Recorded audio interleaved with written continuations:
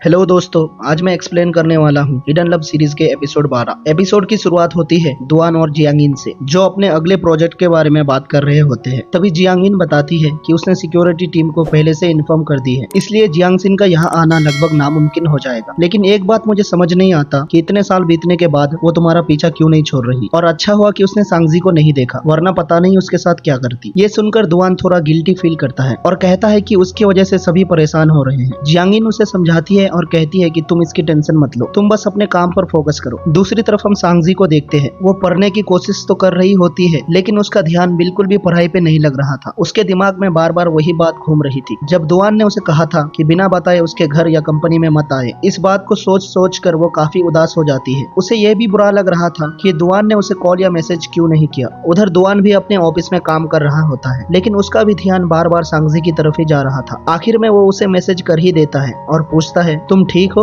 जैसे ही सांगजी उसका मैसेज देखती है, उसके चेहरे पर तुरंत स्माइल आ जाती है और वो बिना देर के रिप्लाई करती है कि वो ठीक है, जिसके रिप्लाई में दुआन ओके लिखकर भेजता है। लेकिन उसका इतना छोटा सा रिप्लाई देखकर सांगजी फिर से उदास हो जाती है। वो सोचने लगती है कि उसने दोबारा पूछा भी नहीं, क्या उसे मेरी बिल्कुल भी फिक्र नहीं। तभी उसकी रूममेट्स भी नोटिस करने लगती है कि वो पिछले कुछ दिनों से काफी उदास रहती है। अगले सीन में हम निंगयुई को देखते हैं। वो भी पढ़ने की कोशिश करती है, लेकिन उसका फोकस बिल्कुल भी नहीं बन रहा था। तभी फ्रस्ट्रेट होकर वो बोलती है, अगर वो इस बार एग्जाम में फेल हुई तो इसका जिम्मेदार सिर्फ उसका बॉयफ्रेंड होगा। फिर वो सबका मूड हल्का करने के लिए कहती है कि एग्जाम खत्म होने के बाद सब लोग साथ में बाहर जाएंगे और अच्छे से एंजॉय करेंगे। लेकिन सांगजी का ध्यान अभी भी दुआन पर ही अटका हुआ था। वो बार बार अपना फोन चेक कर रही थी कि शायद उसका कोई मैसेज आ जाए। फिर वो कहती है, क्यों ना आज ही हम बाहर चले जाए। लेकिन उसकी फ्रेंड उसे याद दिलाती है कि थोड़ी ही देर में उसकी मॉम की कॉल आने वाली है। वही यूजिन भी कहती है कि कल एग्जाम है, तो आज जाना बिल्कुल भी सही नहीं रहेगा। आखिर में सभी डिसाइड करते हैं कि एग्जाम के बाद ही बाहर चलेंगे। इतने में निंगयुई के बॉयफ्रेंड का कॉल आ जाता है और वो अपने दोस्तों को बाय बोल के उससे मिलने चली जाती है। उसके जाने के बाद वांग सांगजी से कहती है, क्या तुम किसी बात से परेशान हो? इससे पहले कि वो जवाब देती, तभी वांग कहती है, जिस दिन से तुम अपने रिलेटिव को कैमरा देने गई थी, उसी दिन से तुम बदली बदली लग रही, कहीं तुम्हें उससे प्यार तो नहीं हो गया? ये सुनकर सांगजी हल्की सी स्माइल करती है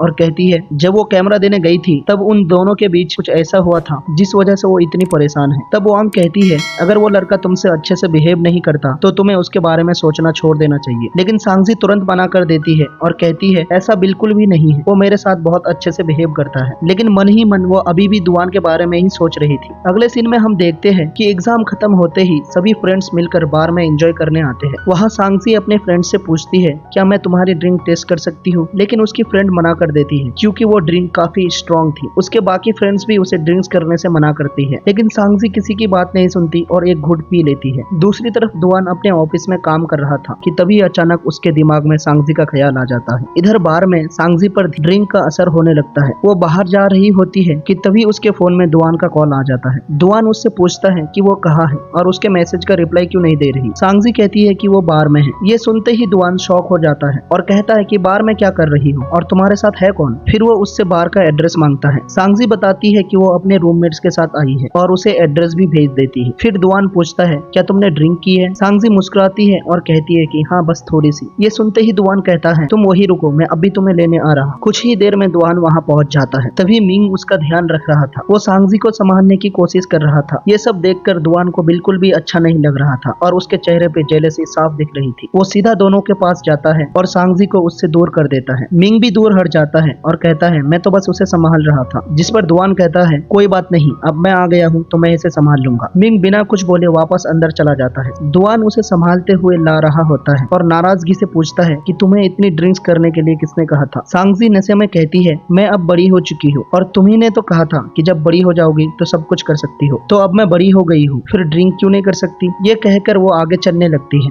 लेकिन तभी अचानक उसके आंखों से आंसू आने लगती है और वो अचानक रास्ते में बैठ जाती है। दुआन उसे मनाता है और उसे उठाने की कोशिश करता है, लेकिन सांगजी उठने का नाम ही नहीं ले रही थी और वो धीरे से कहती है कि उसे उल्टी आ रही है। और दुआन जैसे ही उसे उठाता है, सांगजी सीधा उसके जैकेट पे उल्टी कर देती है। उसे बिल्कुल भी होश नहीं था कि वो क्या कर रही है। और इतना ही नहीं, उल्टी करने के बाद वो सीधा दुआन को हग कर लेती है। लेकिन दुआन बिल्कुल भी बुरा नहीं मानता। वो आराम से उसे संभालता है और वहाँ से ले जाने लगता है। तभी सांगजी कहती है कि उसे बहुत बुरा लग रहा है कि मैंने तुम्हारे जैकेट पे उल्टी कर दी। इतना कहते ही वो फिर से बीच रोड में बैठ जाती है। तभी दुआन कहता है, अगर तुमसे चला नहीं जा रहा है तो आओ, मैं तुम्हें कैरी कर लेता हूँ। लेकिन सांगजी मना कर देती है और कहती है कि नहीं, तुम मुझे कैरी नहीं कर सकते। ये बोलते ही वो फिर से रोने लगती है। उसकी की ये क्यूट सी हरकतें देखकर दुआन हल्का सा स्माइल कर देता है और कहता है कि वो इतना रो क्यों रही है, लेकिन सांगजी उसे हंसते हुए देख लेती है और कहती है, देखा तुम भी मुझ पे हंस रहे हो। इतना कहकर वो जमीन पर ही लेट जाती है। दुआन कहता है, ठीक है और नहीं हंसूंगा, लेकिन पहले उठो। जिस पर सांगजी कहती है, कुछ चीजें अपने कंट्रोल में नहीं होती, और ये बोलते बोलते वो लगातार रोती रहती है। दुआन उसे संभालता है और कहता है कि आओ मैं तुम्हें कैरी कर लेता हूँ। इस बार सांगजी मना नहीं करती और दुआन उसे अपने पीठ पर चढ़ा लेता है। अब चलते चलते सांगजी कहती है कि आज वो बहुत उदास है। दुआन पूछता है, क्यों, क्या हो गया? सांगजी कहती है, जिस लड़के को मैं पसंद करती हूँ वो मुझे पसंद ही नहीं करता। ये सुनकर दुआन थोड़ा सीरियस हो जाता है और पूछता है, कौन है वो? लेकिन सांगजी नाम बताने से मना कर देती है। फिर दुआन पूछता है, क्या वो तुम्हारे साथ अच्छे से बिहेव नहीं करता? सांगजी कहती है, प्रॉब्लम ये नहीं है, प्रॉब्लम तो ये है कि वो सिर्फ मेरे साथ ही नहीं सबके साथ अच्छे से बिहेव आता है। दुआन फिर से उस लड़के का नाम पूछता है, लेकिन सांगजी इस बार भी नाम बताने से इनकार कर देती है। सांगजी को इतना रोते हुए देखकर दुआन को भी अच्छा नहीं लग रहा था, इसलिए वो उसे सीधा कैंपस ले आता है। अब सांगजी को बिल्कुल भी होश नहीं था। दुआन उसे संभालते हुए उसके रूम तक छोड़ आता है और वहाँ से चला जाता है। अगली सुबह सांगजी की आंख खुलती है, तभी उसे कल रात की बात याद आती है कि रात को उसने दुआन के जैकेट पे उल्टी कर दी थी, और ये सोचकर वो बहुत बुरा फील करती है। तभी उसके फोन में दुआन का मैसेज आता है, जल्दी उठो और रेडी हो जाओ, अगर और लेट हुई तो तुम्हारी फ्लाइट मिस हो जाएगी। मैसेज देखते ही सांगजी जल्दी से रेडी होने लगती है। तभी उसके रूममेट्स उसके लिए कॉफी लेके आती है और उससे पूछते हैं कि कल रात को जो लड़का उसे छोड़ने आया था वो कौन है। सांगजी कहती है कि वो उसके भाई का दोस्त है, लेकिन उसके रूममेट्स को विश्वास नहीं होता और वो कहने लगते हैं, कहीं वो तुम्हारा बॉयफ्रेंड तो नहीं? इस बार सांगजी शर्माते हुए बता देती है। फिर वो उनसे पूछती है कि कल रात जब वो उसे छोड़ने आया था क्या वो अपसेट था? जिसके जवाब में उसके रूममेट्स कहते हैं, क्यों, तुम दोनों के बीच कुछ हुआ था क्या? लेकिन सांगजी इस बात से मना कर देती है और अपना लगेज पैक करने के लिए चली जाती है। रूम से बाहर आते वक्त सांगजी बस यही सोच रही थी कि अब वो दुआन का सामना कैसे करेगी। जैसे ही वो नीचे आती है, दुआन पहले से ही उसका इंतजार कर रहा होता है। वो उसका लगेज उठाता है और दोनों कार की तरफ बढ़ने लगते हैं। तभी मिंग वहाँ आ जाता है और सांगजी से कहता है कि वो सिर्फ इतना पूछने आया था कि कल रात को जो उसने कहा था क्या उसे वो याद है? लेकिन सांगजी को कुछ भी याद नहीं था। तब मिंग कहता है, कल रात को उसने जो गाना गाया था वो उसी के लिए था। इतना कहकर वो सांगजी को प्रपोज कर देता है। ये सुनकर सांगजी को दुआन की बात याद आ जाती है, जब उसने कहा था अगर हमें कोई पसंद नहीं तो उसे प्यार से मना करना चाहिए। इसीलिए सांगजी मिंग को प्यार से मना कर देती है और कहती है कि वो किसी और को पसंद करती है। मिंग भी इस बात का बुरा नहीं मानता और कहता है, हम दोनों दोस्त तो रहेंगे ना। सांगजी भी इस बात के लिए मान जाती है। जाने से पहले मिंग उसे ब्रेकफास्ट देता है और बाय बोल के वहाँ से चला जाता है। दूर से दुआन ये सब देख रहा था। बाहर से वो बिल्कुल नॉर्मल दिख रहा था, लेकिन अंदर ही अंदर वो बहुत जेलस था। इसके बाद दोनों कार में बैठकर एयरपोर्ट की तरफ जाने लगते हैं। रास्ते में सांगजी थोड़ी सी नर्वस होती है। वो धीरे से कहती है कि कल हमारे एग्जाम खत्म हुए थे, इसीलिए वो अपने रूममेट्स के साथ बाहर गई थी। दुआन बस चुपचाप उसकी बातें सुन रहा था। थोड़ी देर बाद वो पूछता है, कल जो लड़का तुम्हारे साथ था वो कौन था? सांगजी कहती है, वो बस उसका फ्रेंड है।